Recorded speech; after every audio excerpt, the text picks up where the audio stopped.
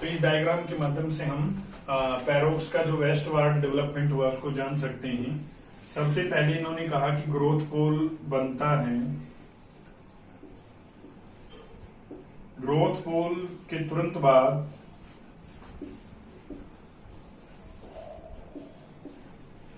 Growth centre बनता है, then growth, यहां पे ग्रोथ पहले पॉइंट बनता है, देन ग्रोथ सेंटर बनता है, और लास्ट में यही ग्रोथ पोल विभिन्न प्रक्रियाओं से होते हुए बड़े सर्विस सेंटर के रूप में उभर जाता है। ये जो रिलेशन है इसे वेस्टवार्ड डेवलपमेंट कहा उन्होंने,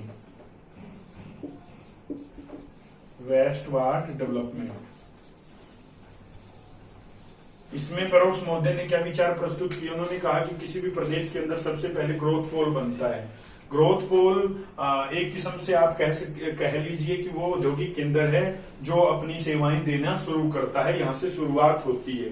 और किसी भी प्रदेश के जो प्रारंभिक विकास होता है, शुरुआती जो विकास होता है, वो ग्रोथ पोल पर ही निर्भर करता है कि ग्रोथ पोल किस प्रकार के सेवाओं का केंद्र है।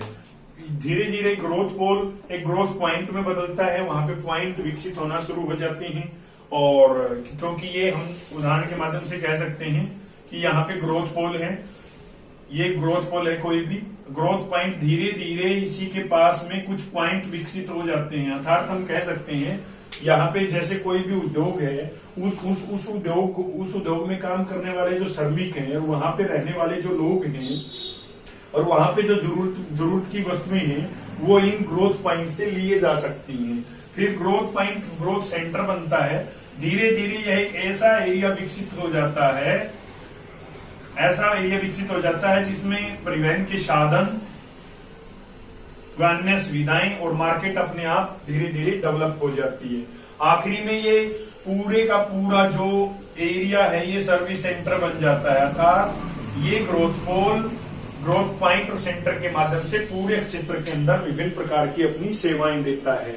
यह ग्रोथ पोल का जो नेचर और स्वरूप है उस पर निर्भर करता है कि सर्विस सेंटर का निर्माण कैसा होगा, सर्विस सेंटर कितना विस्तार से होगा। इसके बाद हम देखते हैं basis of model. Basis of model में आप ये कह सकते हो कि पैरोक्स का जो मॉडल है यह दो बेसिस के ऊपर निर्भर है। पहला है शूम्पेटर मॉडल ऑफ डेवलपमेंट। शूम्पेटर का जो विकास का जो सिद्धांत है वो first one, and second relationship of inter industry linkage and industrial inter dependence.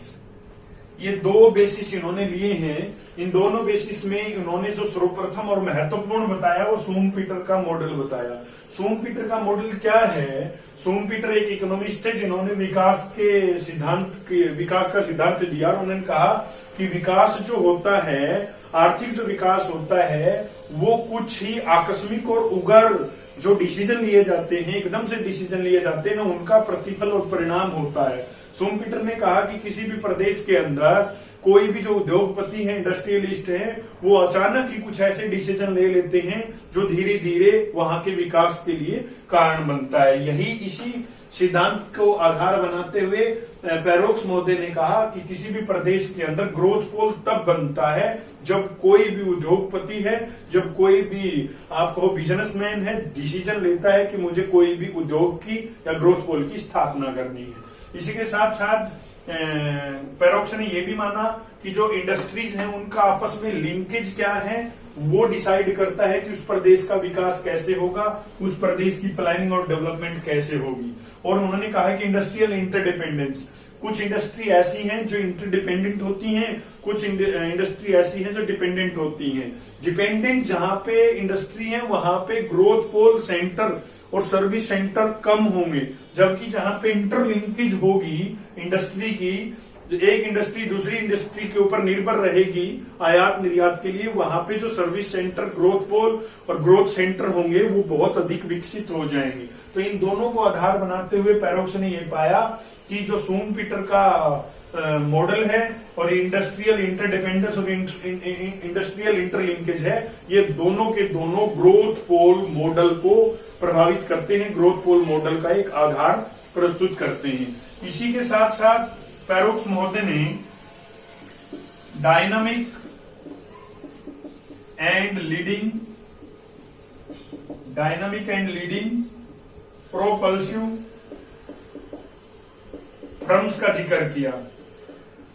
इन्हीं को आधार बनाते हुए उन्होंने कहा कि कहीं भी किसी भी प्रदेश के अंदर जब लीडिंग प्रोपल्सिव फर्म्स बनती है और डायनामिक फर्म बनती है, वही धीरे धीरे ग्रोथ पोल को बढ़ाती है और ग्रोथ पोल ग्रोथ सेंटर और ग्रोथ पॉइंट से होते हुए अपने सर्विस सेंटर को विकसित कर लेता है। तो उन्होंने प्रोपल्सिव फर्म्स की बात की है, इसकी विशेषताओं की भी बात की है कि इस फर्म की क्या विशेषताएं होंगी और किस तरह से ये ग्रोथ पोल से लेकर सर्विस सेंटर के बीच में पहुंचता है। अब बात आती है problems of growth pole model. Problems में दो प्रॉब्लम्स मुख्य हैं, जिस तरह से दो आधार थे। पहला प्रॉब्लम तो ये है सिलेक्शन ऑफ राइट ग्रोथ पोल। पहला तो सबसे बड़ी समस्या इस ग्रोथ पोल मॉडल की यह है कि किसी भी प्रदेश के अंदर जब ग्रोथ पोल का सिलेक्शन करना हो तो ये कैसे पता लगे कि राइट ग्रोथ पोल कौन सा है। फॉर एग्जाम्पल हम हरियाणा की बात करें, पंजाब की बात करें, दिल्ली की बात करें, तो कौन से ग्रोथ पोल को, कौन से केंद्र को हम ग्रोथ पोल माने, ये सबसे बड़ी चुनौती है। यहाँ पे स्पष्टीकरण इस मॉडल के अंदर नहीं है कि किन संकेतकों और किन इंडिकेटर के आधार पर हम ग्रोथ पोल का सिलेक्शन करें। दूसरी जो इसमें प्रॉब्लम आई है वो ये है कि wrong selection of growth pole under political influence.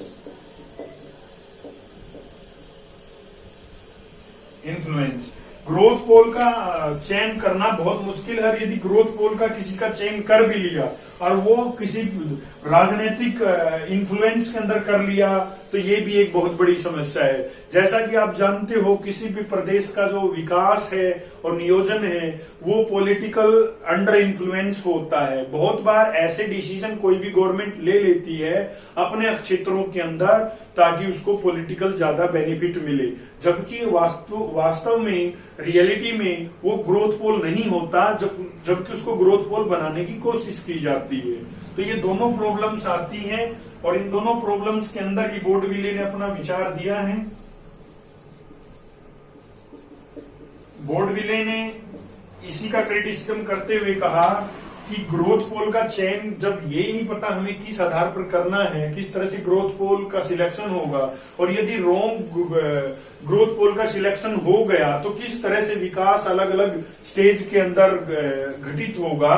तो बोर्डविले ने वही कहा कि ग्रोथ पोल अपने आप में एक ऐसी समस्या है, एक ऐसा इंडिकेटर है जिससे प्रादेशिक असमानता अधिक फैलती है। यह रीजनल डिस्पैरिटी को बढ़ावा देता है, क्योंकि किसी भी प्रदेश के अंदर लगाइए, किसी भी प्रदेश के अंदर, ये कोई प्रदेश है, यहाँ पे ग्रोथ पोल बन गया तो इसके नजदीक में जो डेवलपमेंट होगा वो ज्यादा होगा, जबकि बाह्य कारक हैं जहां पे सेंट्रीफ्यूगल फोर्सेस काम करती हैं वहां पे लेस डेवलप्ड एरिया रह जाता है, जो प्रादेशिक असमानता को ये मॉडल बहुत अधिक बढ़ावा देता है। तो ये इसकी प्रॉब्लम्स हैं। इसी के साथ साथ देखते हैं इवेल्युएशन। यह मॉडल 1955 में आपको पता है दिया गया। उस समय की कंडीशंस के आधार पर हम कह सकते हैं कि बहुत ज्यादा जगह पे ये लागू होता है और 1955 के बाद में दुनिया की विभिन्न देशों की सरकारों ने इस मॉडल को आधार बनाते हुए इकोनॉमिक डेवलपमेंट और रीजनल डिस्पैरिटी को कम करने का प्रयास किया है। इसमें एप्लीकेशन के अंदर हम भारत का भी उदाहरण ले सकते हैं। इंडिया के अंदर 6 पायलट प्रोजेक्ट शुरू किया गया। 6 पायलट प्रोजेक्ट भारत की सरकार ने शुरू किया। इसमें 6 ग्रोथ पोल सेंटर विकसित किए गए, जिनका इंपैक्ट उन नियर बाई क्षेत्रों में बहुत अधिक मिला, क्योंकि वो सर्विस सेंटर के रूप में उभरे। ये विभिन्न राज्यों से लिए गए। इनके बारे में हम देखिए चर्चा करते हैं। जो 6 पायलट प्रोजेक्ट है, जो इसके एप्लीकेशंस में हम कह सकते हैं, जो ग्रोथ पोल मॉडल पैरोक्स का 1955 का मॉडल है, इसका 6 पायलट प्रोजेक्ट इंडिया में इम्प्लीमेंट किया गया। इसमें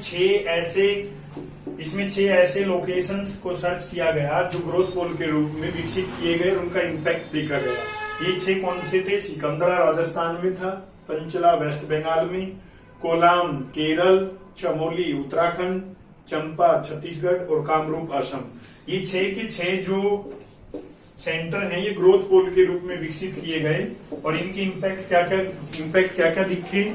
कुछ समय बाद यहाँ पे प्रति व्यक्ति आय में वृद्धि हुई, यहाँ पर आर्थिक जो प्रोस्पेरिटी थी समाज के अंदर वो दिखाई दी, सामाजिक सांस्कृतिक बदलाव दिखे, रोजगार में वृद्धि हुई। इसके साथ साथ में जो पर कैपिटा इनकम थी लोगों की, उसमें बहुत अधिक वृद्धि हुई। ये 6 पायलट प्रोजेक्ट के बाद में तो हम कह सकते हैं कि भारत के अंदर भी ग्रोथ पोल मॉडल को आधार बनाकर कुछ ग्रोथ पोल सर्च किए गए, बनाए गए, डेवलप किए गए और जिनके इम्पैक्ट दूरगामी हमें देखने को मिले।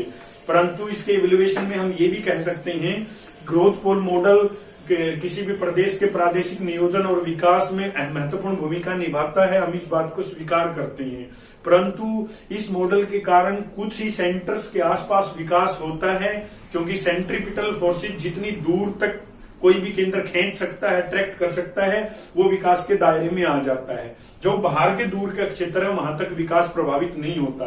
किसी भी राज्य के अंदर, फॉर एग्जाम्पल राजस्थान के अंदर सिकंदरा को ग्रोथ पोल किया गया, चंपा को छत्तीसगढ़ में किया गया। इन्हीं के इर्द गिर्द कुछ ही किलोमीटर के अंदर विकास अधिक प्रभावित हुआ, लोगों के अंदर बदलाव दिखाई दिए। इसका मतलब ये नहीं था सिकंदरा के कारण राजस्थान का स्वरूप बदल गया। राजस्थान का स्वरूप नहीं बदला है। तो हम ये कह सकते हैं, कोई भी राज्य है, कोई भी देश है, उसमें बहुत अधिक ग्रोथ पोल हो सकते हैं। कोई भी आप कहो कि सोलिलो की ग्रोथ पोल नहीं होता, एक ही ग्रोथ पोल किसी भी पूरे देश को प्रभावित नहीं करता। यह एक स्पेशियल डायमेंशन है, कितनी दूर तक वो सर्विस को देता है और कितनी दूर से वो अट्रैक्ट करता है किसी भी ट्रेडर्स को और कॉमर्शियल पर्पज से। तो सबसे बड़ा इसका जो नेगेटिव पॉइंट ये है ग्रोथ पोल मॉडल का, कि यह रीजनल डिस्पैरिटी को बढ़ाता है। जिन प्रदेशों में ये होता है वहां पे विकास होता है, दूसरे प्रदेश बहुत अधिक पिछड़ जाते हैं। हालांकि ये जो पायलट प्रोजेक्ट हैं, उन राज्यों में स्थापित करने की कोशिश की जिसमें केरल जैसा राज्य भी है, जिसमें छत्तीसगढ़ जैसे पुअर स्टेट भी हैं। एक इम्पैक्ट देखने की कोशिश की कि केरल में इम्पैक्ट क्या आएगा, वेस्ट बंगाल में क्या आएगा, छत्तीसगढ़ में क्या आएगा, और इसके परिणाम अच्छे दिखाई दिए। परंतु यह पूर्ण रूप से किसी भी देश को विकसित करने के लिए एक हम कहें कि जरूरी स्टेप नहीं है। विभिन्न प्रकार के ग्रोथ सेंटर, ग्रोथ पोल खोलने पड़ेंगे, गवर्नमेंट को अपने अंडरटेक करने पड़ेंगे, तब जाके हम कह सकते हैं कि सिनोनिम विकास हो सकता है, एक जैसा विकास हो सकता है। अदरवाइज तो ये रीजनल डिस्पैरिटी को बढ़ावा देता है।